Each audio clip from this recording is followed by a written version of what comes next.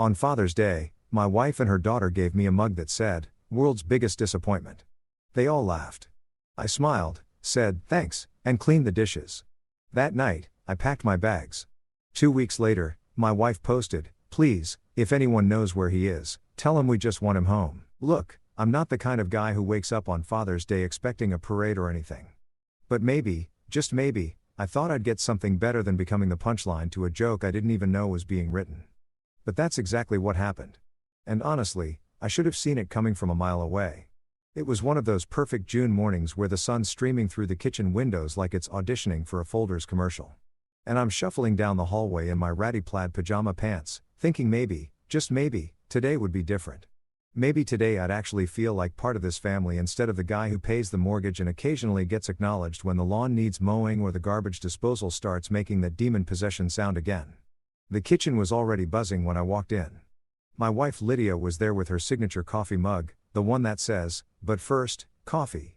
Like she's the most relatable human being on the planet, and her daughter Madison was perched on the counter like she owned the place, which, let's be honest, she basically did. My stepson Eli was hovering near the doorway with his phone out, and I noticed he had that look on his face, the one where he's trying real hard not to crack up about something. I figured they were watching some TikTok or whatever the kids are into these days.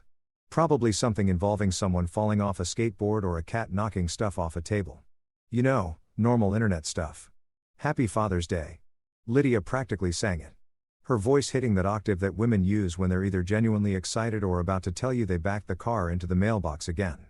She was holding this box, not wrapped, just a plain cardboard box like something you'd get from Amazon. And she had this huge grin plastered across her face like she'd just discovered the cure for boredom. I should have known right then. That grin was too big, too excited. The kind of grin that means trouble is wearing a party hat and waiting to jump out from behind the furniture. "Open it. Open it." Madison was practically bouncing. Her phone also out now because apparently this moment needed to be documented for posterity or Instagram. Same difference these days. I took the box because what else was I going to do? Refuse? Tell them I had a bad feeling about this. Nah, that would have made me look paranoid and ungrateful, and I'd already been labeled as too sensitive enough times in this house to last me 3 lifetimes. So, I opened it, peeling back the cardboard flaps like I was defusing a bomb, which in retrospect would have been less emotionally destructive.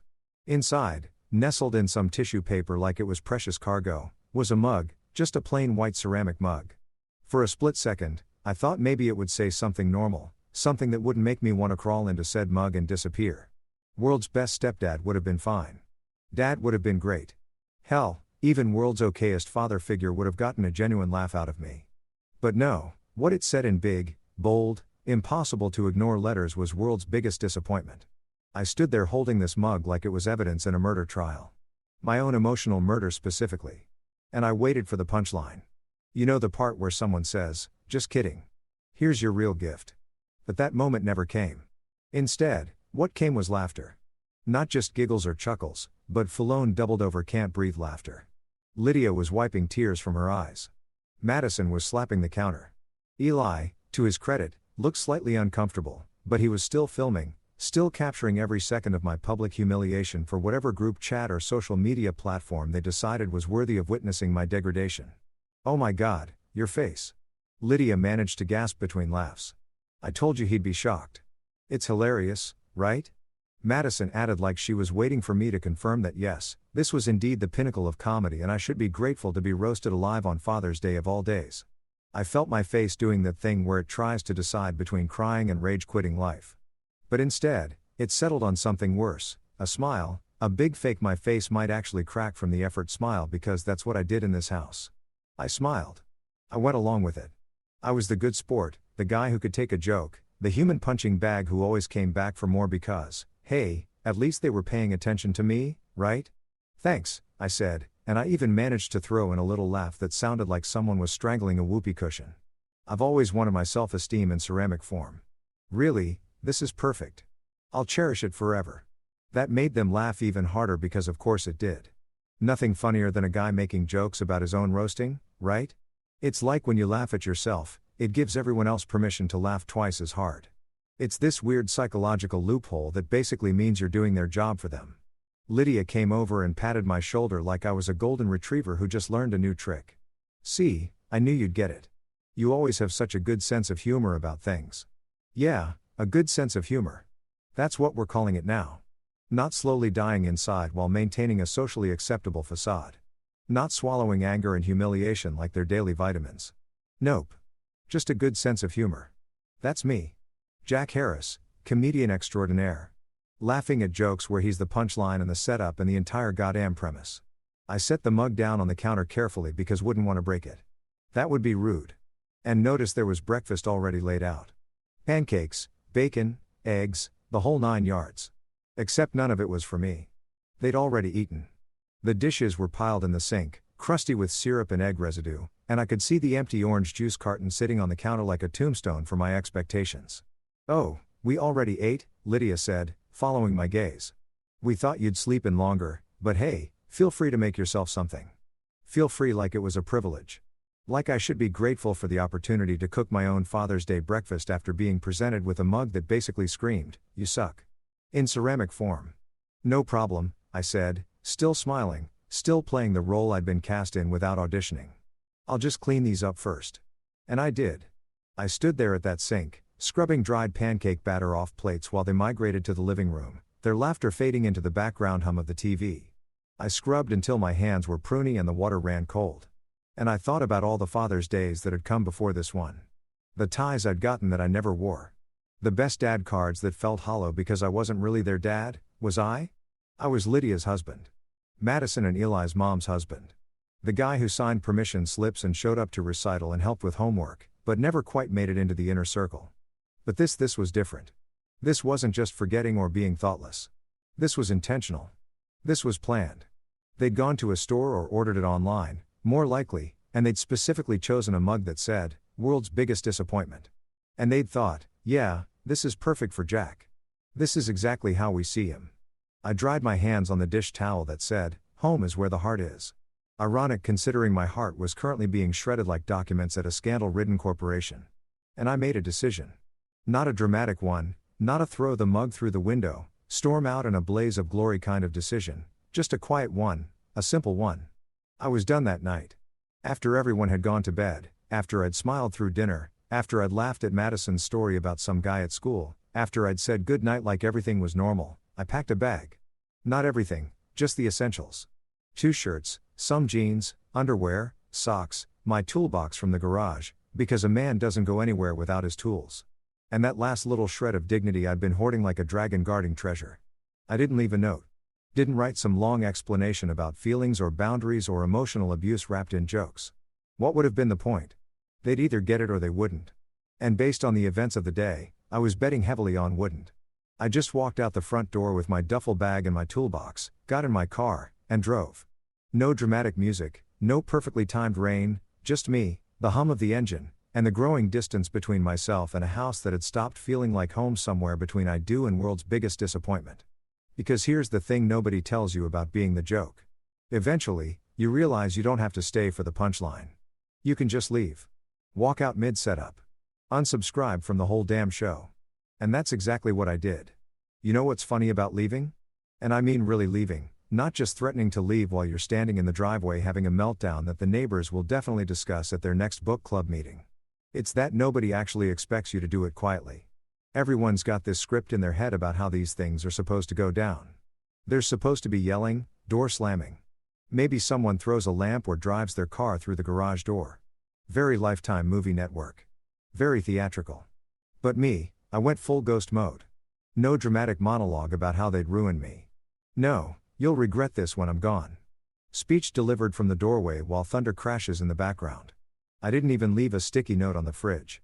Just pure unfiltered silence. The kind of silence that's somehow louder than any argument could ever be. I ended up at this motel off Route 18 called the Silver Rest Inn, which was the kind of name that promised way more than it delivered. It should have been called the Rust and Regret Motel, or maybe the Please Don't Look Under the Beds Inn because that would have been more accurate advertising. $49 a night. And for that premium price, you got paper-thin walls, a TV that only got 3 channels. All of them showing infomercials for products that look like they've been invented by someone having a fever dream, and complimentary roaches that skewered across the bathroom floor like they were late for a very important meeting.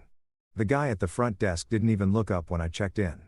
Just slid me a key attached to a piece of plastic with the room number written in Sharpie and went back to watching what appeared to be a documentary about UFOs. I appreciated that honestly. No questions, no rough night, buddy. No concerned looks, just business. Cold, impersonal, beautiful business. Room 12 was exactly what you'd expect from a $49 a night establishment. One bed that sagged in the middle like it had given up on life years ago. A nightstand with a lamp that flickered like it was trying to communicate in Morse code. A painting of a boat on the wall that was somehow both boring and unsettling at the same time. Like the boat knew something I didn't and wasn't planning to share. The carpet was that specific pattern that exists solely in cheap motel and casinos designed to hide stains and the sins of previous occupants. I dropped my bag on the bed and just stood there for a minute listening to the sounds of the place.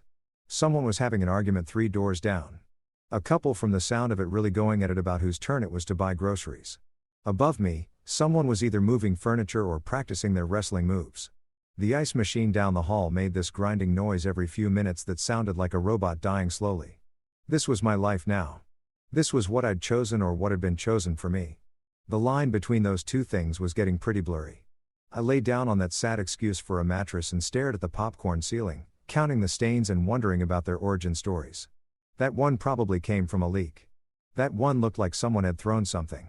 That one was shaped like Florida, which felt appropriate since this whole situation was about as chaotic and unpredictable as that entire state. The thing about leaving, really leaving, is that nobody prepares you for the aftermath. Not the legal stuff or the logistics, but the mental part. The part where you lie in a crappy motel room and wonder when exactly your family stopped being your family and started being an audience that applauded every time you tripped over your own dignity. Was it gradual? Did I miss the signs? Or did it happen all at once? And I was just too busy being the good sport to notice. I spent that first week in a fog. I'd wake up, stare at the ceiling until the maid knocked and asked if I wanted housekeeping. I didn't because letting a stranger see how pathetic my temporary living situation was felt like adding insult to injury. And then I'd shuffle down to the convenience store on the corner for coffee that tasted like it had been brewed in a tire and maybe a breakfast burrito that was definitely older than it should have been but cost $2. So, who was I to complain? My phone stayed off. I wasn't ready for the barrage of texts and calls that I knew would come eventually. The "where are you" messages that would be less about concern and more about inconvenience because that's what I was right. An inconvenience.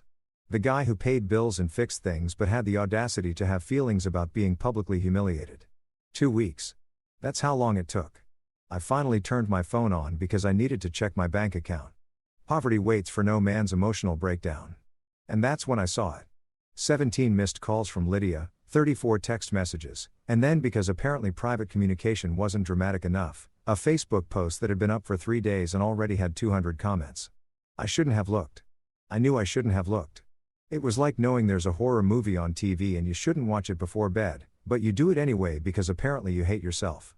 So, I clicked on Lydia's profile and there it was, pinned to the top of her page like a missing persons poster. Please, if anyone knows where he is, tell him we just want him home. We love him and miss him so much. Jack, if you're reading this, we're sorry. Please come back. The kids are devastated. And attached to this heartfelt plea, a photo of me. Not a recent photo, mind you. No, this was from 2 summers ago at the neighborhood barbecue where I'm holding a grill spatula like I'm King Arthur pulling Excalibur from the stone, wearing an apron that says Grill Sergeant and smiling like I just won the lottery. I looked happy in that photo. I looked like a guy who belongs somewhere. The comment section was exactly what you'd expect from Facebook, a toxic blend of genuine concern and people who just wanted to be part of the drama. Sandra from Lydia's Pilates class. Praying for you, hun. He'll come back when he's ready. Kevin from my old job. Bro, wherever you are, just know we're thinking about you. Lydia's sister Diane, who never liked me anyway. Some people just can't handle commitment. Stay strong, sis. Not one of them knew. Not one single person in that comment section had any clue that Lydia had given me a mug that might as well have been a certificate of emotional abuse. That Madison had filmed my humiliation like it was content for her Instagram story. That I'd spent Father's Day scrubbing their dirty dishes while they laughed about how funny it was to crush whatever was left of my self-respect. But here's what really got me. The thing that made me actually laugh out loud in that depressing motel room, scaring away one of my roach roommates. She'd said the kids were devastated. The same kids who'd thought world's biggest disappointment was comedy gold. The same kids who'd gone about their day after I left like nothing had happened because to them nothing had happened. I was just the guy who was there and then wasn't. And maybe they'd notice when something needed fixing or someone needed to play ATM. I sat there on that sagging mattress, phone in hand, and I had this moment of clarity. You know those moments where everything suddenly makes sense and you can see the whole picture instead of just the tiny corner you've been staring at for years? Yeah, one of those. None of them actually wanted me home. What they wanted was the idea of me home. They wanted the guy who paid the mortgage and didn't complain. That was the first thing I'd gotten right in years. If you've never had the privilege of living in a budget motel for an extended period of time, let me paint you a picture. Actually, scratch that. Let me give you the full sensory experience. Because this place assaulted all 5 senses with the enthusiasm of a door-to-door salesman who won't take no for an answer. The smell hit you first. It was this unique combination of industrial cleaning products, cigarette smoke from 1987, and something I can only describe as despair with notes of mildew. The kind of smell that clings to your clothes and follows you around like a ghost that's really committed to haunting you. I went through an entire bottle of Frezza in the first 3 days, and it didn't make a dent. That smell was permanent. It was part of the infrastructure now, probably load-bearing at this point. The silver rested and had this aesthetic that I like to call given up. The carpet, which I mentioned before, but deserves another shout-out for being spectacularly hideous, was this brown and orange pattern that looked like someone had asked an AI to design the 1970s, but make it sad. There were stains on that carpet that probably had their own zip codes. I made a rule early on, never walk barefoot. Never. I wore shoes at all times, even to go from the bed to the bathroom, which was exactly 7 steps, but felt like a journey through a hazmat zone. The bathroom itself was a whole other adventure. The tiles were that specific shade of off-white that suggested they'd started out as actual white about 30 years ago and had slowly given up on life. The grout was basically black at this point, and I'm pretty sure the shower curtain was the same one that had been there when the place opened in what I'm guessing was 1973. It had this pattern of ducks on it, but the ducks looked angry like they knew they'd been stuck in this bathroom for decades and were plotting revenge. The shower had 2 settings, scalding hot or ice cold. No in between. No comfortable temperature that won't cause third-degree burns or hypothermia. You had to pick your torture method every morning. I usually went with scalding because at least that woke me up, though I'm pretty sure I lost a few layers of skin in the process. But the real stars of the silver rest in the vending machines. There were 2 of them positioned right outside the lobby like sentries guarding the entrance to disappointment. One allegedly sold snacks, the other allegedly sold drinks. I say allegedly because these machines operated on some kind of chaotic neutral alignment where sometimes they'd give you what you paid for and sometimes they'd just take your money and laugh at you. Well, not literally laugh though. Given everything else about this place, I wouldn't have been surprised if they did. My first week there, I lost $1 to the snack machine. I pressed before, which should have given me a bag of Doritos, the Cool Ranch kind that I'd been craving. And the machine made this grinding noise like it was thinking really hard about my request. Then nothing. The spiral thing turned. The chips moved forward about half an inch and then just stopped. Hung there, taunting me. I could see them through the glass. So close but so far, like some kind of philosophical metaphor about life that I wasn't in the mood to appreciate. I did what any reasonable person would do. I shook the machine gently at first, then with increasing aggression until the guy from the front desk, different guy than the UFO documentary enthusiast, this one was watching what appeared to be a cooking show, yelled out, "Machine's broken." Has been for months. Then why is it still here? I yelled back. Owner says it's too expensive to fix or remove. Perfect. That was just perfect. Even the vending machines at this place were giving up on life. The TV in my room became my best friend out of sheer necessity. It only got 3 channels, like I mentioned, but I memorized the schedule within days.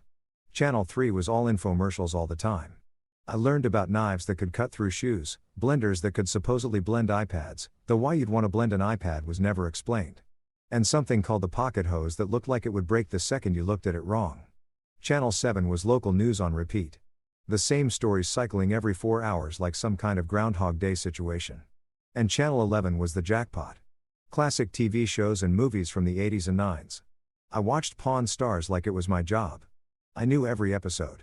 I could predict what the expert would say. I knew which items would sell and which ones would walk out the door with disappointed owners who thought their grandmother's antique spoon collection was worth thousands but was actually worth maybe $50 on a good day. There was something comforting about it. Watching other people learn that their treasures were actually trash. Felt relatable. My only real companion during those first weeks was a fly. Not just any fly. This was a persistent little bastard that refused to die despite my best efforts. I tried swatting it with a rolled-up newspaper. Missed every time. The fly had reflexes like a fighter pilot. I tried leaving the window open, hoping it would fly out to freedom, but it apparently liked the Silver Rest Inn. Maybe it had low standards. Maybe it was as stuck as I was. Eventually, I named him Carl because he deserved a name. Carl the Fly. He'd buzz around the room, land on the TV screen right in the middle of whatever I was watching, and just sit there like he was watching, too. Sometimes I talked to him. Yes, I'm aware how pathetic that sounds. Yes, I was fully conscious of the fact that I'd hit a new low when my primary social interaction was with an insect. But Carl didn't judge me. Carl didn't give me mugs that insulted my existence. Carl was just there living his best fly life. And honestly, that made him more loyal than anyone I'd left behind. But here's the thing about rock bottom. And I say this as someone who is actively getting to know the geological composition of rock bottom very intimately. You can only stay there for so long before you either dig deeper or start climbing back up. And I'm not a digger by nature. I'm a fixer. That's what I do. I fix things. Broken cabinets, leaky faucets, relationships that were doomed from the start. Okay, maybe I wasn't so great at that last one, but the principle stood. About 3 weeks into my stay at the Silver Rest Inn, I woke up one morning and looked at myself in the bathroom mirror, really looked at myself, and what I saw was a guy who'd let himself go in the very specific way that men do when they stop caring. My hair was getting long in that I've given up on society way, not this stylish man bun way. My beard had gone from rugged to might be hiding a family of birds in there. I was wearing the same shirt I'd worn for 3 days because laundry required effort in quarters and I was short on both. This is pathetic, Jack, I said to my reflection. Carl buzzed past like even he agreed. So I did something radical. I took a shower scalding naturally and I actually used soap everywhere. I even used the complimentary shampoo that came in those tiny bottles that never have enough product to actually wash anything but make you feel like you're getting your money's worth. Then I dug through my bag, found my least wrinkled shirt, and got dressed like I was going somewhere that mattered. I walked to the Barbershop 2 blocks away, a real old school place called Tony's with one of those spinning red and white poles outside and pictures of hairstyles from 1965 in the window. Tony himself was probably 70, had forearms like Popeye, and didn't ask me a single question about why I looked like I'd been living in the woods. He just sat me down, asked how I wanted it cut, and got to work. 20 minutes later, I looked human again. Not great, but human. That's all I needed. Next stop, Willow Creek Hardware, a family-owned place I'd driven past about 100 times on my way to and from the motel. I walked in, found the manager, a woman named Susan, who had kind eyes and a no-nonsense attitude, and asked if they were hiring. She looked me up and down.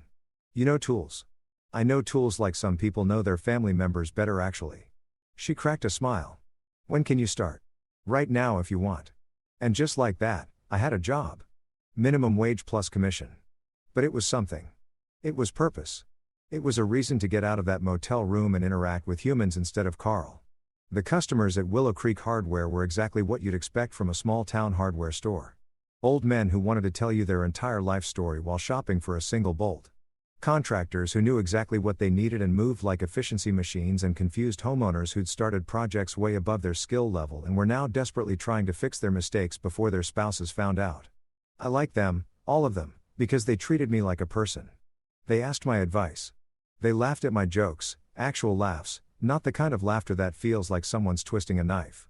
And the cashier, Melissa, flirted with me in that harmless way that people do when they're just being friendly.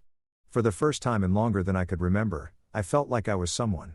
Not a husband, not a stepdad, not a punchline, just Jack. Jack who knew the difference between a Phillips and a flathead. Jack who could recommend the right drill bit for any job. Jack who existed independently of anyone else's narrative about who he was supposed to be. And that feeling, that tiny spark of being seen and valued for something other than my wallet or my ability to tolerate abuse, that was worth more than all the Father's Day mugs in the world. There's this thing that happens when you start over. And I mean really start over. Not just talking about starting over while you're 3 beers deep and feeling philosophical on a Tuesday night. You start noticing things, small things, things you took for granted or didn't even realize existed when you were busy being someone's emotional punching bag disguised as a family man. Like mornings, for instance. Mornings at the Silver Rest Inn were objectively terrible. The walls were thin enough that I could hear my neighbor's alarm go off at 5:30 every single day, followed by what sounded like him doing full body slams into furniture, but they were mine. Nobody was asking me to make breakfast for people who'd probably spend it making jokes at my expense. Nobody was reminding me about the 17 things that needed fixing around the house. Nobody was giving me that look. You know the one. The look that says, "You're here, but we don't really see you." I'd wake up, throw on whatever cleanish clothes I had left, and walk the 6 blocks to Nora's diner. It became my routine, my ritual, my one consistent thing in a life that had gone from structured and predictable to completely off the rails. Nora's diner was one of those places that time forgot, but in a good way.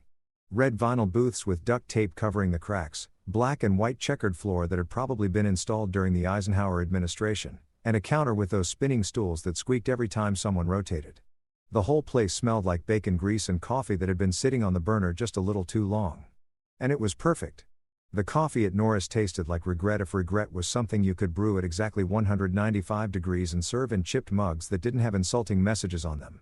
It was strong enough to strip paint and probably violated several health codes, but it was consistent. Every morning, same taste, same temperature, same mild sense of, is this what's going to finally do me in? But the real reason I kept going back was Di, the waitress who worked the morning shift. She was probably in her mid-50s, had hair dyed an aggressive shade of red that nature never intended, and called everyone sweetheart in this way that somehow wasn't condescending. It was genuine. She'd refill your coffee without asking. Remember how you took it after the first visit? And she had this gift for knowing when someone wanted to chat and when they just wanted to be left alone with their eggs and existential crisis. "Morning, sweetheart," she'd say. Coffee pot already in hand before I even sat down. The usual. The usual was 2 eggs over easy wheat toast. No butter because I was pretending to make healthy choices and hash browns that were crispy enough to use as a weapon if necessary. It cost $6.95, which in today's economy felt like I was getting away with robbery. "You got it, Di." She'd pour the coffee, give me this knowing look that said she understood more than I was telling her, and move on to the next customer. No prying questions. No.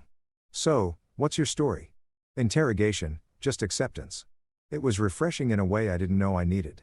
Working at Willow Creek Hardware turned out to be the best thing that could have happened to me. Not because it was glamorous, it definitely wasn't. Or because it paid well, it definitely didn't. But because it gave me something I'd been missing for years, competence. The feeling that I was good at something, and people recognized it. That's where I met Tommy. Tommy was a regular who came in at least 3 times a week, always needed something random, a specific size of washer, would stain in an exact shade, sandpaper in varying grits, and always had a story. He was a retired Marine, about 65, built like he could still do a 100 push-ups without breaking a sweat, and had this way of talking that was equal parts wisdom and absolute zero tolerance for nonsense. "You knew?" he asked the first time I helped him, sizing me up like he was determining whether I was worth his time. "Started last week. You know anything? Or are you one of those kids who just points at the computer? Try me." He rattled off a list of items that would have sent most people running to find someone else. But I grabbed a card and started pulling exactly what he needed without having to look up a single thing. Toggle bolts 3/4 in zinc-plated wood screws. Number 8, 2 inches, a specific brand of wood glue that most people didn't even know existed. Tommy watched me work, nodded approvingly, and when I finished, he said, "You actually know what you're doing. That's rare. I fixed enough stuff in my life to know my way around a hardware store. Fix stuff or fix stuff that other people broke while pretending they knew what they were doing." I laughed. Actually laughed. Not the fake kind I perfected over years of being the good sport. Definitely more of the second one. That was the beginning of what I guess you'd call a friendship, though. Tommy would probably call it 2 guys who talk while one of them shops for hardware. He started timing his visits for when I was working.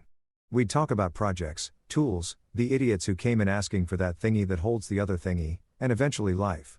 It was Tommy who first said the thing that I'd been thinking but couldn't articulate.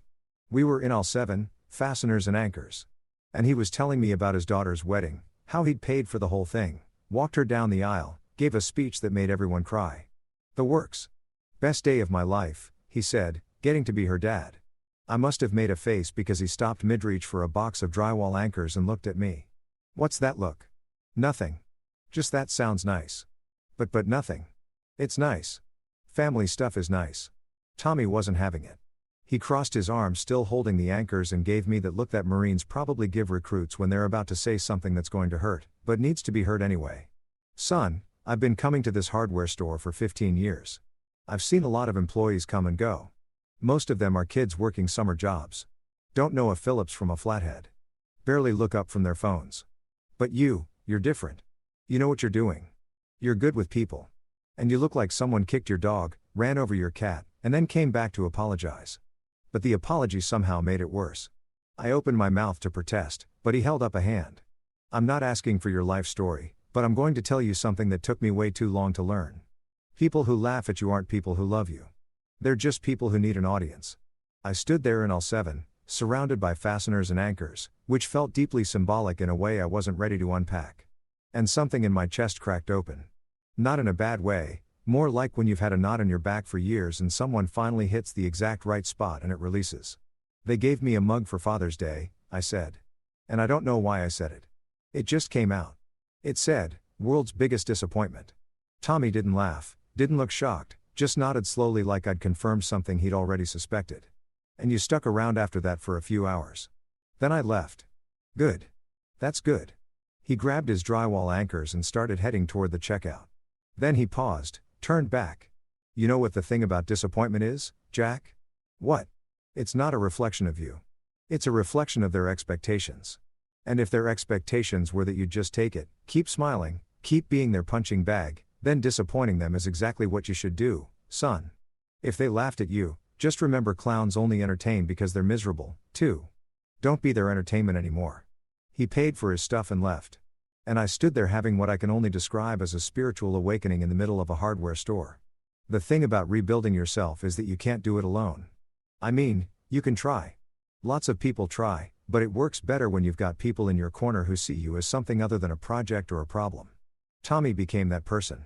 So did Susan, my manager, who let me take extra shifts when I needed the money and didn't ask why.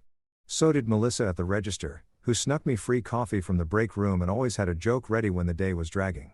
Even Doy at Nora's Diner, who probably didn't even know my last name, became part of this weird little support system I didn't know I was building. She'd see me come and looking rough some mornings and would slide an extra piece of bacon onto my plate without charging me. Small gesture, huge impact. I started waking up earlier, started caring about things again. Started remembering that I used to be a person who had interests and hobbies before I became someone whose entire identity was wrapped up in being married to Lydia and trying desperately to be accepted by her kids. One morning at Norris, I was sitting in my usual booth, working through my usual breakfast when I saw something that made me stop mid-chew. At another booth across the diner, there was a dad with his kid.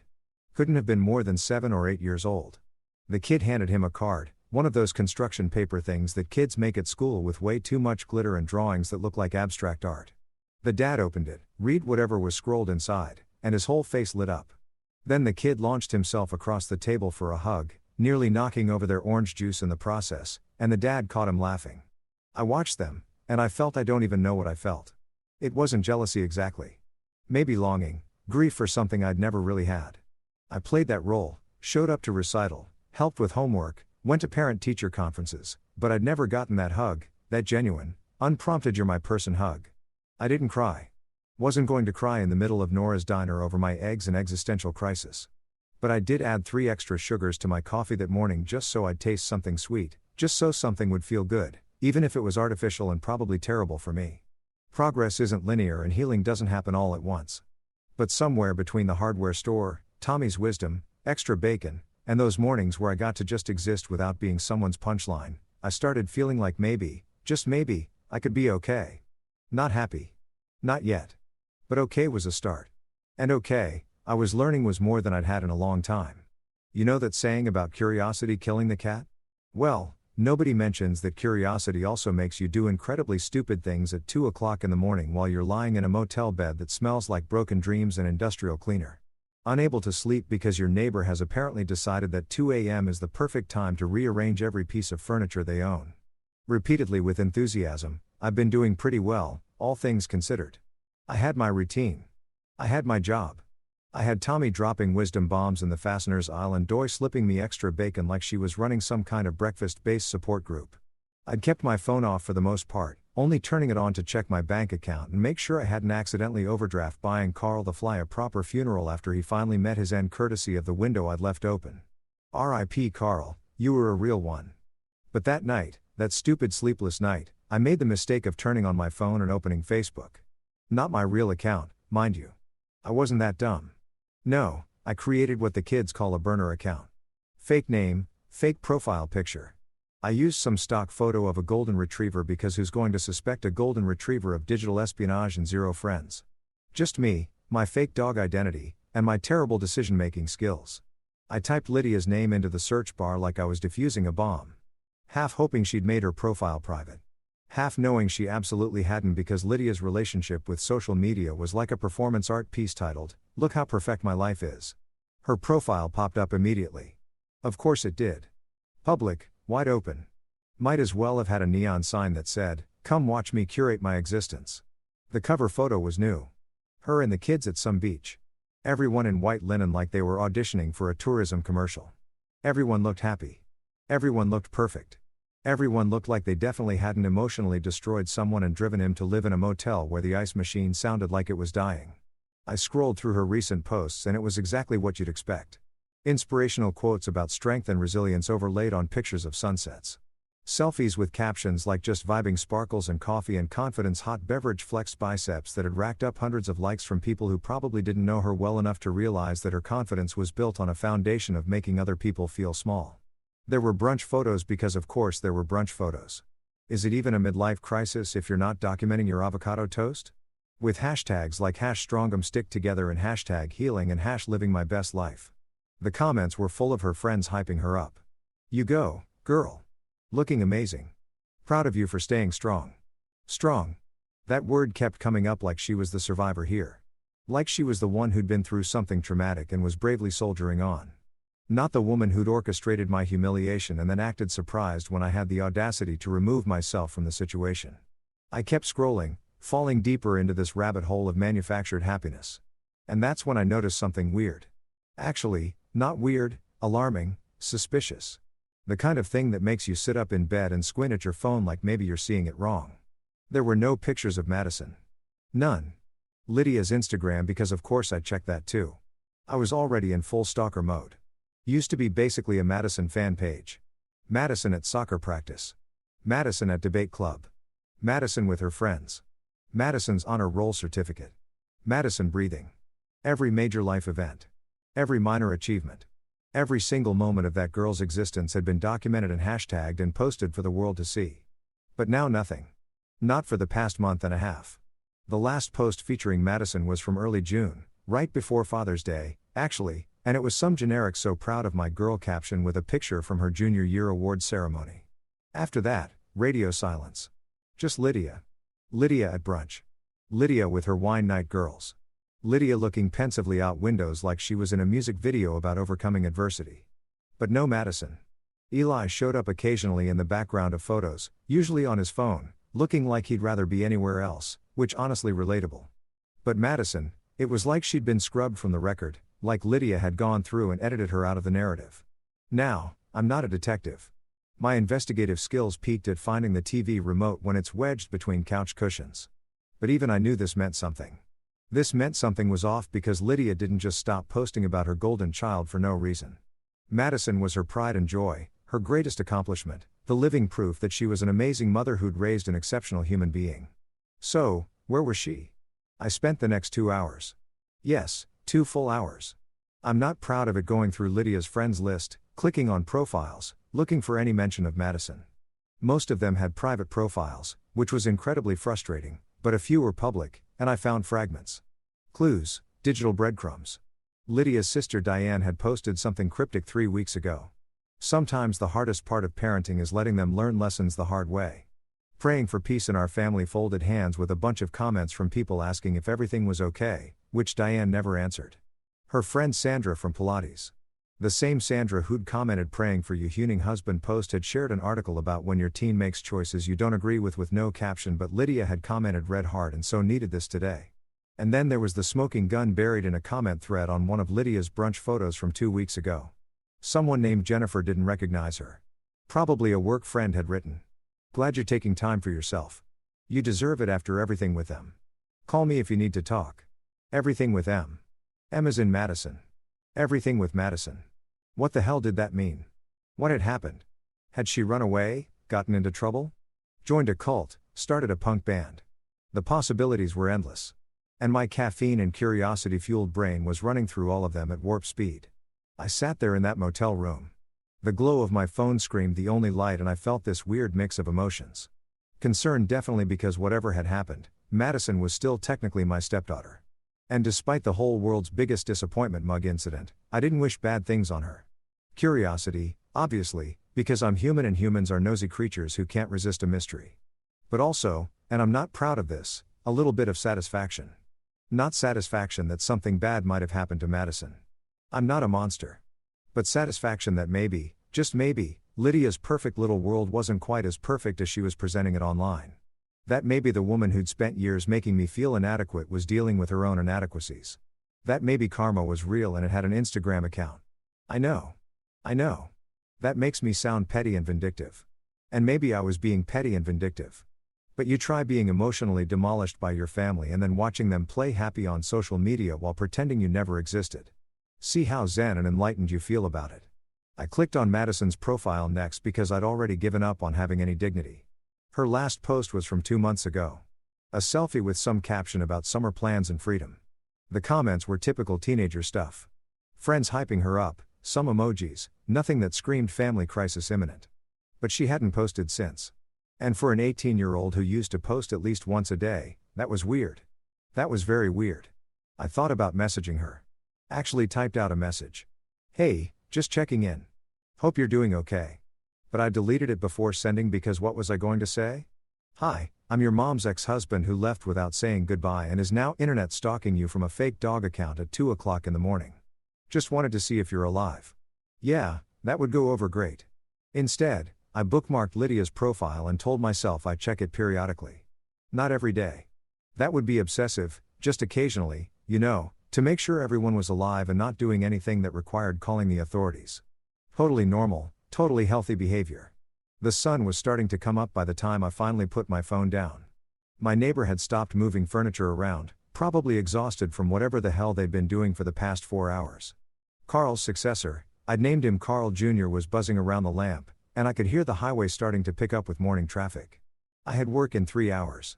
I needed to sleep, but my brain was doing that thing where it grabs onto a mystery and won't let go, like a dog with a bone, running through every possible scenario.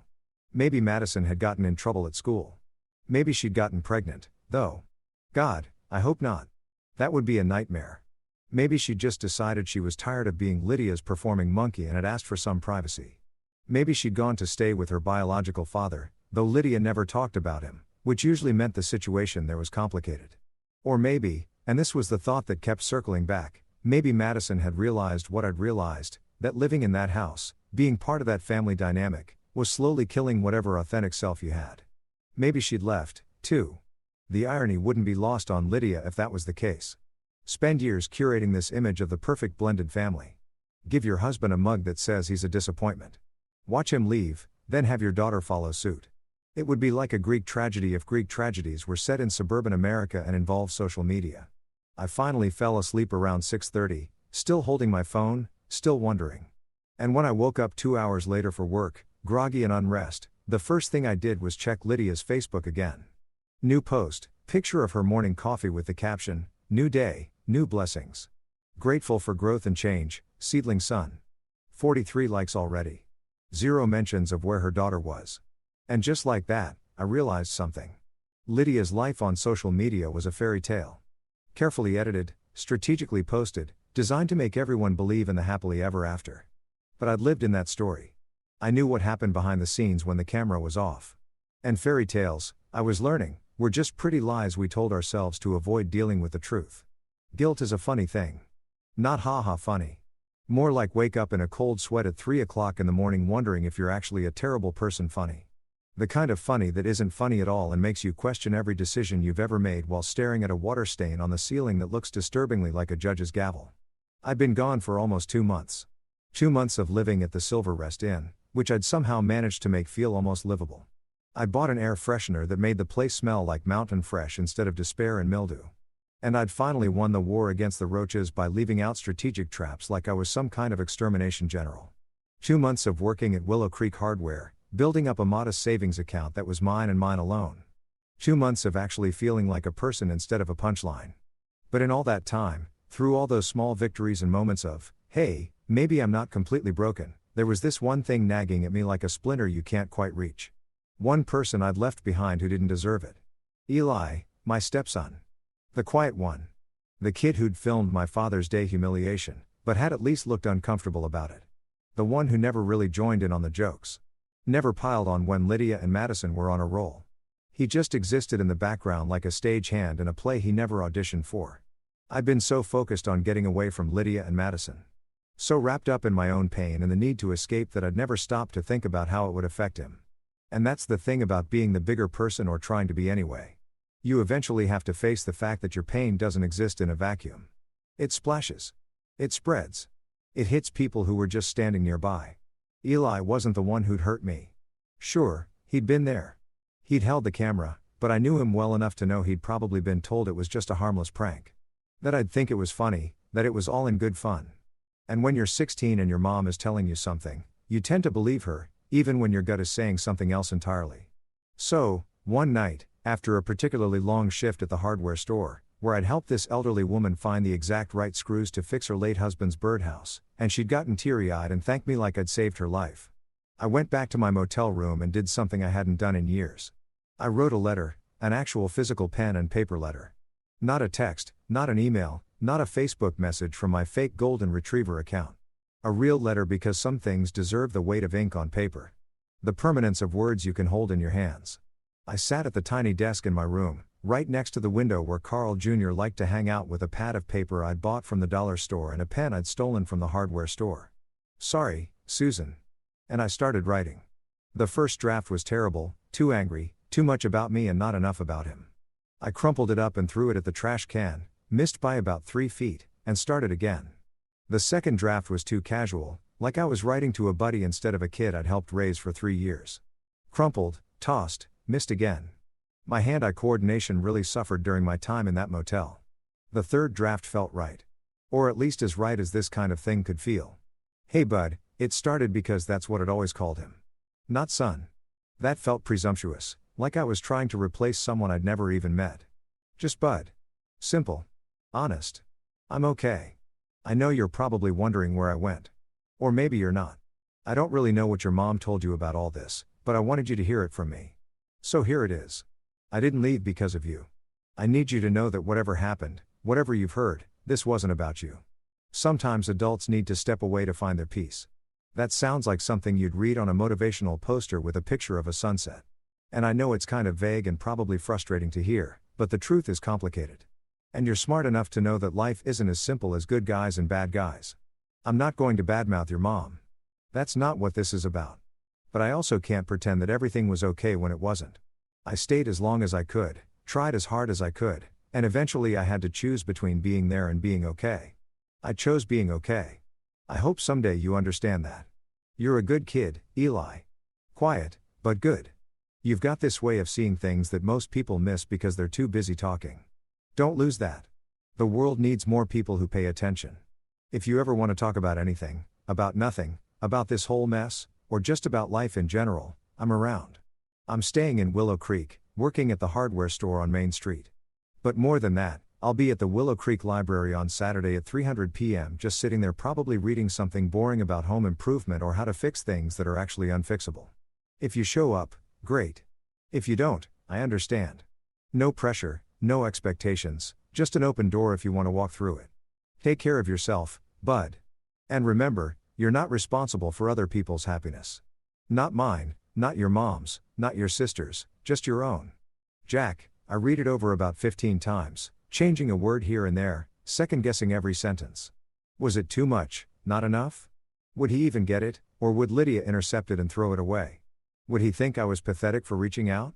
Would he crumple it up and toss it without reading the same way I toss my failed drafts?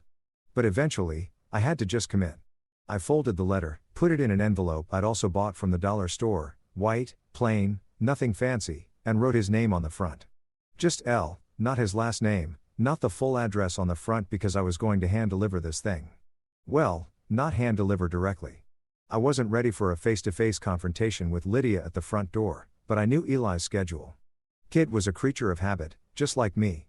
Every Thursday, he stayed after school for computer club until 5, then walked home because he said he liked the exercise, but really I think he just liked having an excuse to put on headphones and avoid human interaction for 20 minutes. So that Thursday, I drove to his school, felt incredibly creepy doing it, like I was some kind of stalker, but I pushed through and I waited in the parking lot until I saw him come out. He was by himself, headphones in, backpack slung over one shoulder, looking at his phone like it held the secrets of the universe. I got out of my truck, heart pounding like I was about to rob a bank instead of just giving a kid a letter. Elliot. He looked up and I watched his face cycle through about 17 emotions in 3 seconds. Surprise, confusion, relief, maybe. Or maybe I was projecting. Then something that looked like weariness, like he wasn't sure if he should be happy to see me or worried. Jack. He pulled out his headphones, glanced around like he was checking if anyone was watching. What are you doing here? I wanted to give you this. I held out the envelope, suddenly very aware of how ridiculous this whole thing was. A grown man lurking in a high school parking lot, handing out letters like it was 1952 and we didn't have phones. I know it's weird. This whole thing is weird, but I didn't have your number and I didn't want to contact you through your mom. So, yeah. Letter. He took it slowly like he thought it might explode.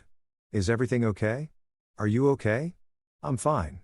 Better, actually. I stopped because how do you explain to a 16-year-old that you're not mad at him, but you couldn't stay in a house that was slowly destroying you? Read the letter. It explains everything or tries to anyway. He held the envelope, turning it over in his hands. Mom said you just left, that you didn't say anything to anyone. That's true. I did, and I'm sorry for that. You deserved better, Madison said. He stopped, bit his lip, looked away. What did Madison say? Nothing. Never mind. But his jaw was tight, and I could see he was holding something back. Eli, whatever she said, whatever anyone said, you can talk to me. I know I left and I know that probably looks bad, but I'm still here if you need me. He nodded but didn't say anything else. Just stood there clutching the letter and I realized I'd done what I came to do. The ball was in his court now. He could read it or throw it away. He could show up on Saturday or not. I couldn't control that. I could only control my part. Saturday, I said 3 p.m. library if you want. Okay. It wasn't a yes, but it wasn't a no either. It was an okay, which in teenager language could mean absolutely anything. I got back in my truck and drove away, watching him in the rearview mirror as he stood there in that parking lot, staring at the envelope like it was a puzzle he hadn't figured out how to solve yet. Saturday came. I showed up at the Willow Creek Library at 2:30 because I'm the kind of person who shows up early to everything, even potentially life-changing meetings with my orang stepson. The library was one of those small-town libraries that felt like someone's grandmother's house. Lots of wood paneling. The smell of old books mixed with coffee from the little cafe in the corner. Big windows that let in too much light for proper dramatic brooding. I found a table near the back away from the kids section where some poor librarian was trying to manage story time while toddlers ran around like they'd been fed pure sugar. And I sat down with a book I'd grabbed randomly from the shelf. Something about woodworking. Didn't matter. I wasn't reading it anyway. I was watching the door. 3 o'clock came. Then 3:05, 3:10. By 3:15, I'd accepted that he wasn't coming. And I was trying to figure out if I felt relieved or devastated. Maybe both. Maybe that was okay. Then at 3:17, the door opened and there he was, taller than I remembered. Or maybe I'd just forgotten. Nervous, clutching his backpack like it was a shield, looking around the library like he was checking for snipers. Our eyes met. And then he said so quietly I almost missed it. Dad. Not Jack. Not hey. Dad. I hadn't realized how much I needed to hear that word until it hit me square in the chest like a fastball I wasn't ready for. Hey bud. I stood up. Wasn't sure if I should hug him or shake his hand or just stand there like an idiot. You came? Yeah. He walked over, still cautious, still not quite sure what this was. I read your letter like 15 times and I think we should talk. So, we sat and we talked and for the first time in months, I felt like maybe, just maybe, I hadn't destroyed everything after all. There's this moment when you're rebuilding your life somewhere between living in a motel with roaches and actually having your crap together where things start clicking into place so naturally that you almost don't notice it's happening. It's not dramatic. There's no montage with inspirational music. It's just Tuesday and then suddenly Tuesday doesn't feel like you're drowning anymore. That's where I was at 3 months after leaving. 3 months of small victories that added up to something that felt suspiciously like progress. The meeting with Eli had cracked something open in me. Not in a now everything's fixed way because life isn't a Hallmark movie and one conversation doesn't solve years of dysfunction, but it reminded me that I wasn't just some walking disaster who'd failed at being part of a family. I was a person who'd mattered to someone. Still mattered. That counted for something. We started meeting every other Saturday at the library. Sometimes we talk about serious stuff, how he was doing, what life was like at home with Lydia and Madison. Though he was always careful not to say too much, still trying to be loyal to his mom while also being honest with me. Other times we just talk about normal stuff, school, the video games he was playing. This girl he liked but was too nervous to talk to. I gave him terrible advice about that. By the way, my track record with relationships wasn't exactly stellar, but those meetings, they were my anchor. Proof that I hadn't completely screwed everything up. Proof that leaving didn't mean I had to lose everyone. Work at Willow Creek Hardware was going better than I'd expected too. I'd gotten a small raise. Only 50 cents more an hour, but when you're living on a tight budget, 50 cents feels like winning the lottery. Susan, my manager, had started giving me more responsibility, ordering inventory, training new employees, basically running the place when she wasn't there. "You're good at this," she told me one afternoon while we were doing inventory in the back room, counting boxes of nails like we were archaeologists cataloging ancient artifacts. "Better than good, actually. You ever think about managing your own place?" "Not really. I'm just trying to keep my head above water right now." "Well, when you're ready to do more than tread water, let me know. You've got a knack for this. And people like you. That's rare." People liked me. What a concept. At the house, I'd stopped calling it home in my head. I'd been tolerated at best. But here, people actually sought me out, asked for my advice, remembered my name. It was wild. And then there was Tommy. Still coming in 3 times a week, still dropping wisdom like he was getting paid for it. We'd graduated from just talking in the aisles to occasionally grabbing coffee after my shift at this place down the street that served coffee that didn't taste like it had been filtered through a gym sock. "You seem different," he said one day, stirring sugar into his coffee with the intensity of someone performing surgery. "Less like a kicked puppy, more like a guy who's got his feet under him." "I bought a pickup truck," I said, like that explained everything. And in a way, it did. I'd saved up enough to buy a used Ford F-150 from a guy on Craigslist. It was 12 years old, had a dent in the passenger side door, and the radio only worked intermittently, but it was mine. Fully paid for. No car payments, no strings attached, just me and my slightly beat-up truck. A truck? That's good. That's real good. What are you going to do with it? I don't know. Haul stuff, I guess. Whatever people with trucks do. Tommy laughed. You should put that entrepreneurial spirit to work. You know how to fix things. You've got a truck. You know what that makes you employed, a handyman, start your own business, advertise on Facebook, or whatever you kids do these days. Jack's Repairs or something. People always need stuff fixed, and most of the people doing it are either too expensive or complete idiots. I laughed it off at first, but the idea stuck with me like gum on a shoe. A handyman business. My own thing. No boss except myself. No wife telling me I was doing it wrong. Just me, my skills, and people who actually wanted my help. So, I did something crazy. Well, crazy for me. I started a YouTube channel. I know. YouTube. Really? Every middle-aged guy going through a crisis thinks he's going to become a YouTuber and get rich making videos about whatever boring hobby he's into. I wasn't delusional enough to think I'd become famous or make millions, but I figured if nothing else, it would be a portfolio. Proof that I knew what I was talking about. I called it Handy Truths because I'm apparently terrible at naming things, but also because I wanted it to be honest. No BS, no pretending that every project goes perfectly. Just real talk about tools, repairs, and the disasters that happen when you think you know what you're doing, but actually don't. My first video was filmed on my phone, propped up on a stack of books in my motel room, and it was about the different types of screwdrivers and when to use them. Riveting content, I know. I expected maybe 12 views, mostly from bots and my own mother if she still remembered I existed. But I made it funny or tried to. Anyway, I used the same sarcastic humor that had kept me sane through years of being the family joke, except this time I was in on it. I was the one making the jokes. "This is a Phillips head screwdriver," I said, holding it up to the camera.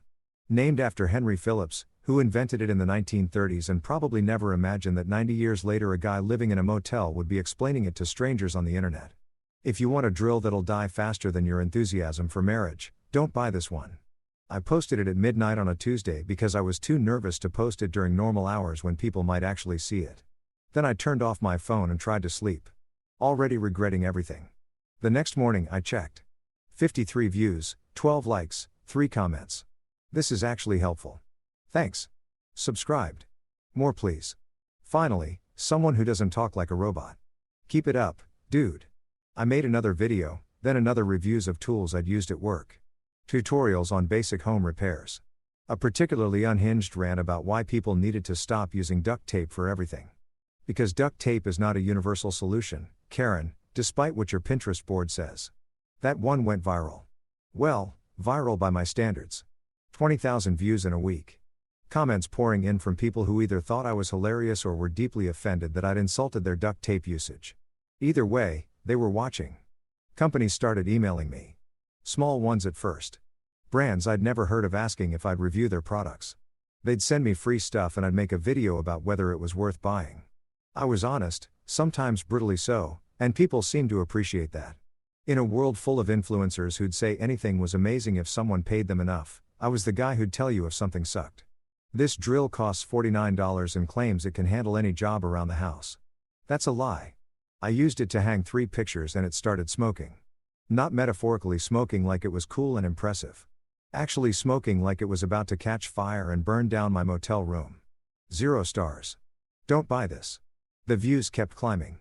Hundreds became thousands. Thousands became tens of thousands. My subscriber count hit 5,000, then 10,000.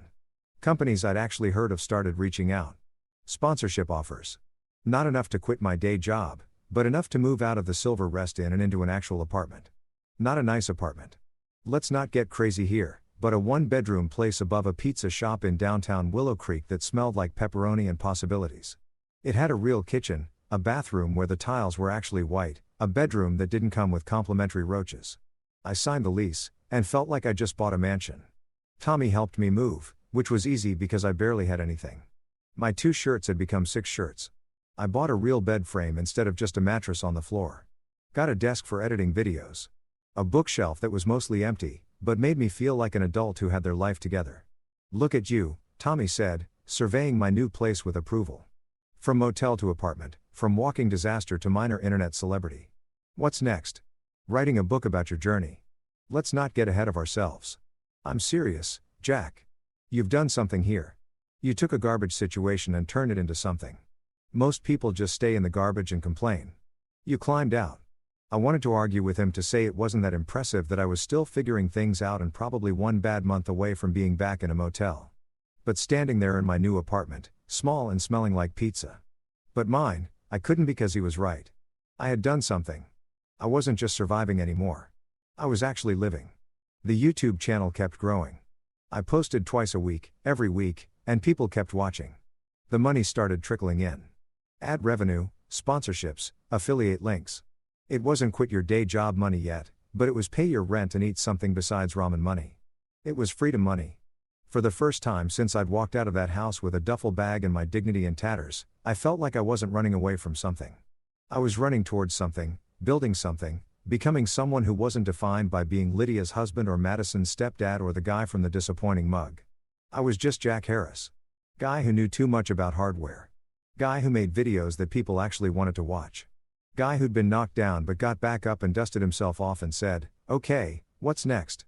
And the voice that had been mocked for being boring, the one Lydia and Madison had laughed at, that voice was now paying my bills. Funny how that worked out. One night, I was editing a video in my new apartment when my phone buzzed. A message from Eli. "Saw your latest video. Mom saw it, too. She's pissed." I smiled. Then I kept editing because the best revenge isn't getting even. It's not stooping to their level or playing their games. The best revenge is thriving so loud they can't stand the noise. And I was just getting started. You know what nobody tells you about success? Even small modest I can finally afford name brand cereal success. It makes you paranoid. Not in a tinfoil hat the government is watching kind of way, but in a I've built something in them terrified someone's going to take it away kind of way. And when that someone is your harangued wife who has a law degree she never uses but definitely knows how to weaponize when it suits her purposes. Yeah, the paranoia feels pretty justified. It started with a comment Eli made during one of our Saturday library sessions. We were sitting in our usual spot. I'd basically claimed this corner table as my own at this point, and the librarians knew me by name, and he was telling me about his college application essays when he just casually dropped this bomb. "Mom's been asking about you a lot lately."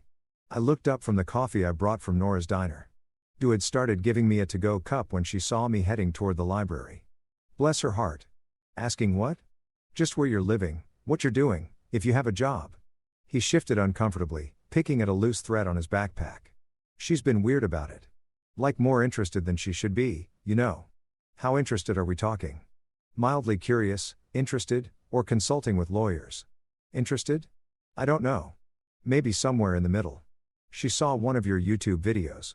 The one about the circular saw. Oh, the circular saw video.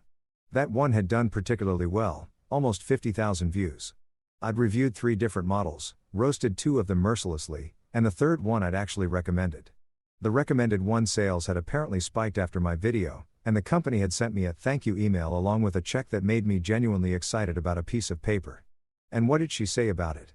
Eli looked even more uncomfortable, which was saying something because the kid's baseline was mildly uncomfortable with existence.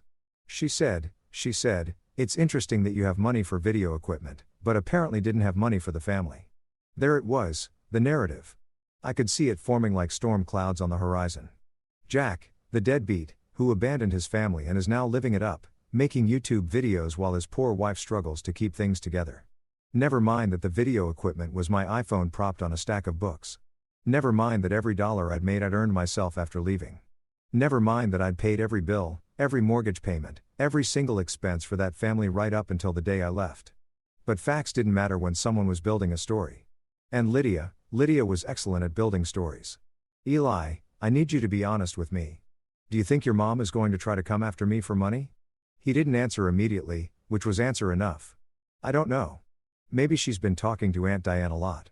And you know how Aunt Diane gets. Oh, I knew Diane was Lydia's older sister, a corporate lawyer who viewed every interaction as a potential lawsuit waiting to happen. She'd never liked me. I was too blue-collar, too unambitious, too settling for mediocre in her expert opinion.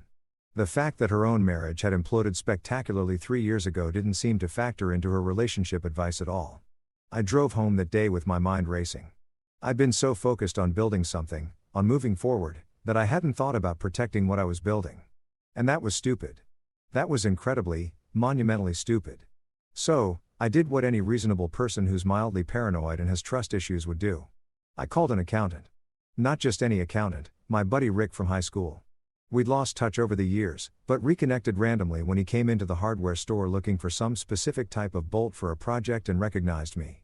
We'd grabbed a beer, caught up, and I'd learned he now ran his own accounting firm in the next town over. Rick, it's Jack. Jack Harris? Yeah, from the hardware store. Listen, I need your professional help with something, and I'm willing to pay your full rate, so don't give me any friends and family discount BS. We met at his office the next day. Rick's office was exactly what you'd expect from an accountant. Lots of gray, some motivational posters about fiscal responsibility, and a desk so organized it made me feel like my life was chaos incarnate just by comparison. So Rick said, leaning back in his chair with his hands folded like he was about to deliver news about a terminal illness. You want to protect your assets from your wife, soon to be ex-wife. And yeah, is that bad? That feels like it should be bad, but also it feels like common sense. It's not bad, it's smart, especially if you think she's going to come after you. Tell me what you've got. I laid it all out. The YouTube channel that was making decent money, not buy a yacht, money, but pay rent and groceries without having a panic attack. Money, the small but growing savings account, the truck I'd bought outright, the tools I'd accumulated, the sponsorship deals that were starting to come in. And you left how many months ago? 4.5. Have you filed for divorce? No. I probably should have, but I've been, I don't know, avoiding it, hoping it would just resolve itself somehow. Rick gave me the look that professionals give when you've said something incredibly dumb, but they're too polite to say it directly. Jack, buddy, you need to file. Like yesterday, the longer you wait, the more complicated this gets, but in the meantime, yeah, we can set up some protection. He explained it all to me. Business trusts, asset protection, separating personal and business finances. It made my head hurt. Honestly, I was a guy who knew which screwdriver to use for which job. Legal and financial structures were not my forte. Here's what I recommend, Rick said, pulling up something on his computer. We set up an LLC for your YouTube business. Handy Truths LLC. You put everything related to the channel under that. We also set up a trust for any major assets, the truck, savings beyond what you need for basic living expenses, any equipment, and we make sure everything is properly documented from here on out. And that protects it if Lydia tries to claim she's entitled to half. It makes it significantly harder for her to claim she's entitled to half of something you built entirely after you separated. You're not hiding assets. That's illegal and stupid. You're just organizing them properly. If she wants to fight about it, let her. But you'll have all your ducks in a row. We spent the next 2 hours setting everything up. Paperwork, signatures, discussions about tax implications that made me want to take a nap, but by the end of it, I felt better. Not completely secure. You're never completely secure when dealing with someone who views conflict as a competitive sport, but better. One more thing, Rick said as I was getting ready to leave the trust. You should name a beneficiary. Someone who gets it if something happens to you. I didn't even hesitate. Eli, my stepson, not your biological son? No, but he's the only one who showed up when it mattered. That counts for something. Rick nodded and made a note. Divorce prep. Nah. Emotional bankruptcy recovery. He laughed, but it wasn't really a joke. That's exactly what it was. Recovering from the emotional bankruptcy of giving everything to people who gave nothing back. A week later, I took another step. I'd been putting off. I hired a lawyer. Not a big expensive shark in a suit lawyer. I couldn't afford that, but a lawyer nonetheless. A woman named Jill who specialized in what her website called asset protection for complex family situations, which I figured was lawyer speak for when your spouse is going to make your life hell. Jill's office was above a sandwich shop and smelled like pastrami and legal documents. She was probably in her mid-40s, had reading glasses on a chain around her neck like somebody's cool aunt, and had this direct way of talking that I appreciated immediately. So, you left your wife after she gave you a mug that said you were a disappointment. You've been gone for months. You haven't filed for divorce. You've started a successful YouTube channel, and now you think she's going to come after you for money. Did I get all that right? When you say it like that, it sounds like a really weird country song. Most divorces are weird country songs. That's why I have a job. Here's my advice. And you're paying for this advice. So listen carefully. File for divorce now. Don't wait for her to file. You file first. You control the narrative. You also establish clearly that anything you've earned since leaving is separate property. But we're still legally married. Yes, but you've been separated. If you can prove you've been living separately, supporting yourself, not commingling finances, the court will generally consider assets acquired during separation to be separate property.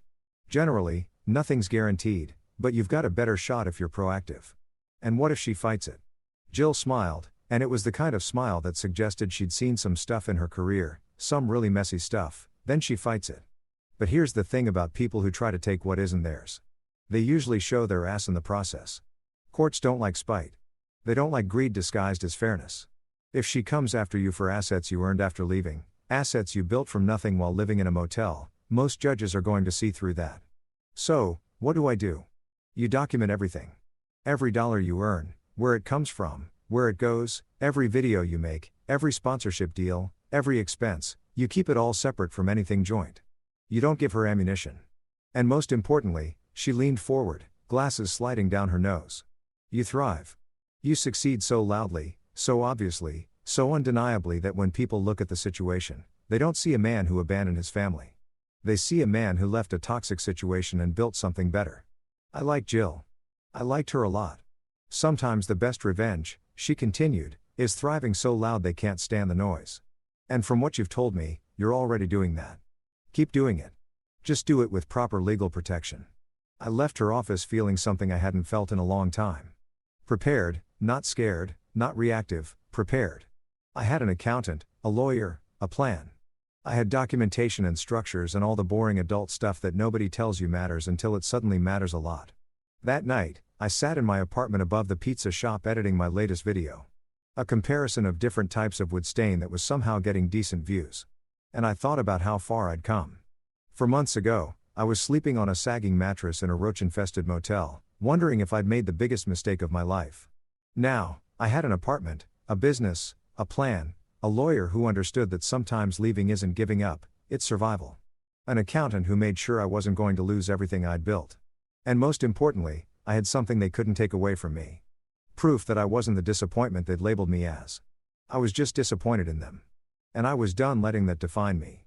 The mug sat on my desk holding pins now instead of pain. Every time I looked at it, I smiled. They'd thought they were breaking me. But all they'd really done was set me free.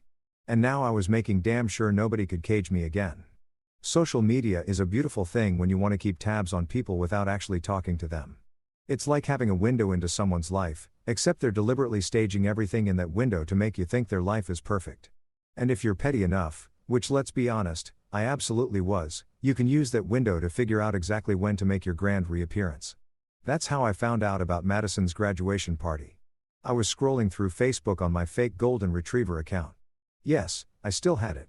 Don't judge me. When I saw the post, big announcement from Lydia, complete with one of those custom graphic designs that look like someone paid money on Etsy to make it look fancy. Graduation celebration. Join us in celebrating Madison's achievement. Saturday, June 15th, 2 to 6 p.m. Food, music, and memories. Open house. All are welcome. Graduation cap party popper. All are welcome. That was the phrase that got me. All are welcome. I wondered if that all included the husband she'd emotionally demolished and then reported missing on Facebook like I was a lost dog. Probably not. But technically, she'd said all were welcome. And I'm a big believer in taking people at their word. Plus, I had some things I needed to say, some closure I needed to get. And maybe, just maybe, I wanted them to see what I'd become. Not the broken guy who'd left with a duffel bag and a destroyed sense of self-worth. The guy who'd rebuilt himself into something better. So, I marked it on my calendar. June 15th, Madison's graduation party. The day I'd make my return. I told Tommy about it over coffee 2 days before the party. He looked at me like I just announced I was planning to skydive without a parachute. You're going to do what now? I'm going to the party just to make an appearance. Say congratulations. Be civil, Jack. Buddy, that's a terrible idea. Probably, but I'm doing it anyway. Why? What's the point? You've moved on. You've got your life together. Why go back there? I thought about it, stirring sugar into my coffee that didn't need any more sugar because they need to see that they didn't break me. Because Madison's graduating and despite everything, I helped raise that kid for 3 years because I want them to know that I'm not hiding. I'm not ashamed. I left and I'm fine. Better than fine. Tommy sighed. The kind of sigh that said he knew he wasn't going to talk me out of this. At least don't go alone. You want backup? Nah, this is something I need to do myself, but I appreciate the offer. You're either brave or stupid, and I haven't figured out which yet. Can it be both? Saturday arrived with perfect weather, sunny, not too hot. The kind of day that made you believe good things were possible. I put on my best jeans, a button-up shirt that I'd actually ironed, and boots that I'd cleaned until they looked almost new. I looked at myself in the mirror and barely recognized the guy staring back, confident, put together, not the defeated man who'd shuffled out 4 months ago. The house, God, I still thought of it as the house. Even though I'd paid the mortgage for 3 years, looked exactly the same from the outside. Same beige siding, same mailbox I'd installed, same driveway where I'd taught Madison to parallel park, and she'd nearly taken out the neighbor's trash cans. There was a big tent in the backyard. I could hear music playing, people laughing, the sound of a party in full swing. For a second, I almost turned around, almost got back in my truck and drove away. This was stupid. This was asking for trouble. But then I remembered the mug. I remembered Lydia's Facebook post about me being missing. I remembered every joke at my expense. Every time I'd smiled and pretended it didn't hurt. I walked up the driveway like I own the place because technically legally I still half own the place. That was a conversation for the lawyers, but for now it gave me the confidence to walk through that gate into the backyard like I belong there.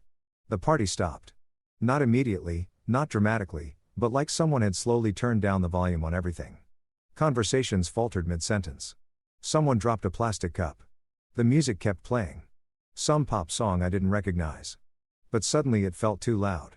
Lydia was standing near the drinks table, wine glass halfway to her lips, frozen like someone had hit pause on her life.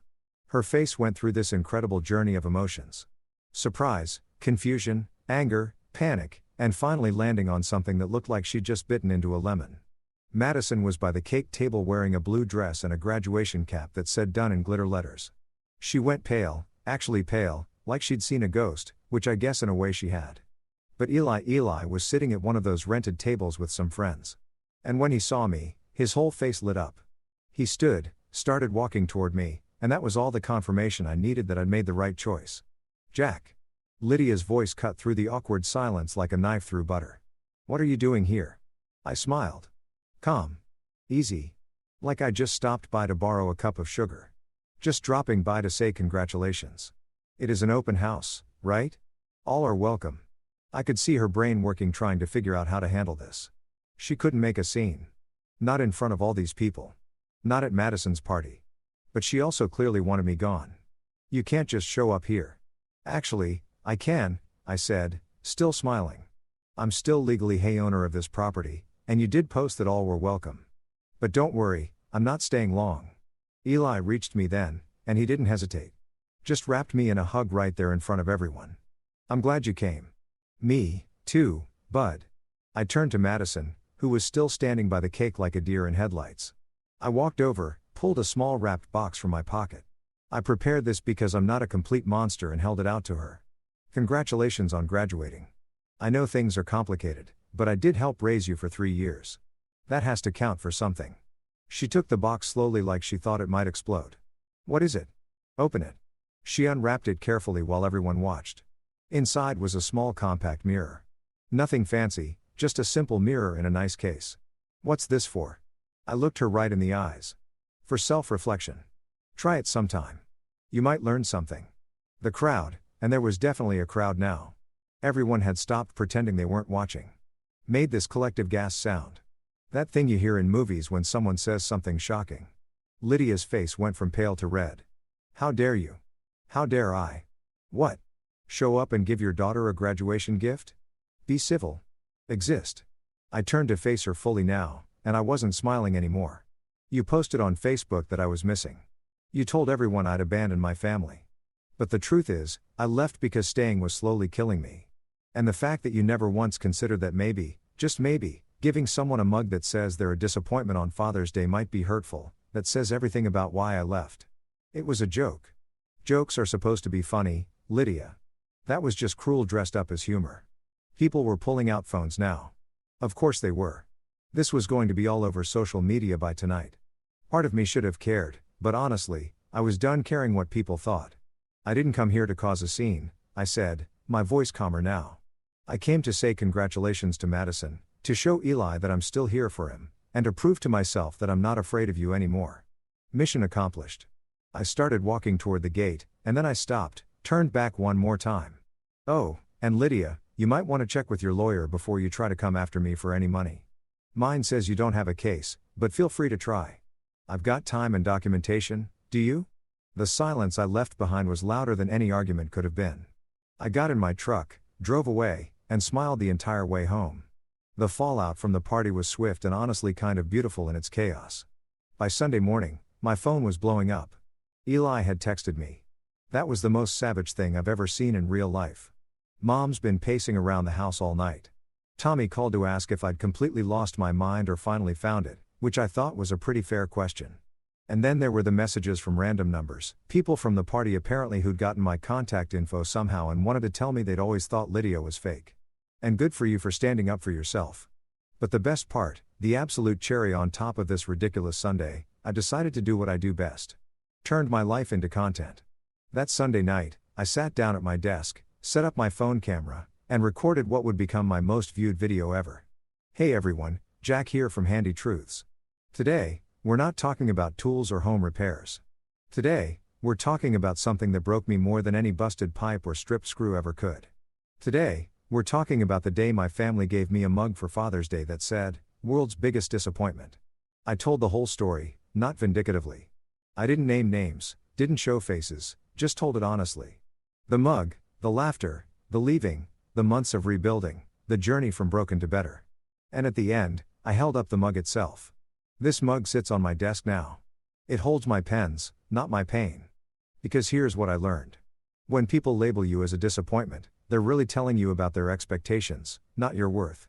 They expected me to stay, to keep taking it, to keep being their punching bag disguised as just kidding around. And I disappointed them by choosing myself instead. I posted it with the title "World's Biggest Disappointment." The day my family gifted me freedom in a mug. It went viral. Not TikTok dance viral, but real people sharing real stories viral. Within 48 hours, it had 500,000 views. The comment section became this unexpected support group for people, mostly men, who'd been through similar situations. Same brother left after 20 years of being the joke. My wife gave me a "world's okayest husband" shirt and meant it as an insult. I feel this sometimes. Leaving is the bravest thing you can do. News outlets picked it up. Local ones first, then regional. I did a few interviews, always keeping it classy, never mentioning Lydia or the kids by name, just telling my story. The story of a guy who got knocked down and chose to get back up. And then 2 weeks after the video went viral, I got an email that made me stare at my screen for a solid 5 minutes from email protected. Subject: I'm sorry. I read your post. I watched your video. I didn't understand before. I'm sorry for the mug. I'm sorry for laughing. I'm sorry for not seeing what it was doing to you. I don't expect you to forgive me or want anything to do with me, but you deserve to know that I finally get it. You weren't the disappointment. We were disappointed in ourselves and took it out on you. That wasn't fair. I'm working on being better. I hope you're doing well. You seem happy in your videos. I'm glad, Madison. It wasn't a full apology. It didn't fix everything, but it was honest, and that was more than I'd ever gotten when I was living in that house. I wrote back, thank you for saying that. It means more than you know. I hope you're doing well, too. The offer for coffee is always open if you want to talk. She never took me up on it, but knowing she'd reached out, that she'd grown enough to recognize what had happened, that was enough. 6 months after leaving, I was in a better place than I'd been in years. The YouTube channel was thriving, 50,000 subscribers and growing. I'd started doing actual handyman work on the side, building a client base through word of mouth in my videos. I'd moved into a bigger apartment, one without the constant smell of pizza, though I kind of missed it. Eli and I still met every other Saturday. He decided on a college across the state, far enough from home to breathe, close enough to visit. I'd offered to help him move in when the time came, and he'd said yes without hesitation. The divorce papers had been filed. Lydia hadn't contested them surprisingly. According to Jill, my lawyer, she'd realized that fighting would just make her look worse, especially after my video. Sometimes the court of public opinion is more powerful than actual court. And the mug, it still sat on my desk holding pins and the occasional paperclip. People asked me in videos why I kept it if it didn't just remind me of bad times. But here's the thing, it did remind me. It reminded me that I'd survived, that I'd taken the worst thing someone could give me and turned it into motivation, that their attempt to break me had actually freed me. Every morning, I'd grab a pen from that mug to write down my to-do list. And every morning, I'd smile because I was living proof that you can be someone's disappointment and still be your own success story. They'd thought that mug would define me. They were right, just not in the way they'd intended. It defined the moment I chose myself. The moment I decided that being called a disappointment by people who didn't value me was better than being valued by people who only saw me as a joke. I was the world's biggest disappointment to them. But to myself, I was finally enough. And that, as it turned out, was the only opinion that really mattered.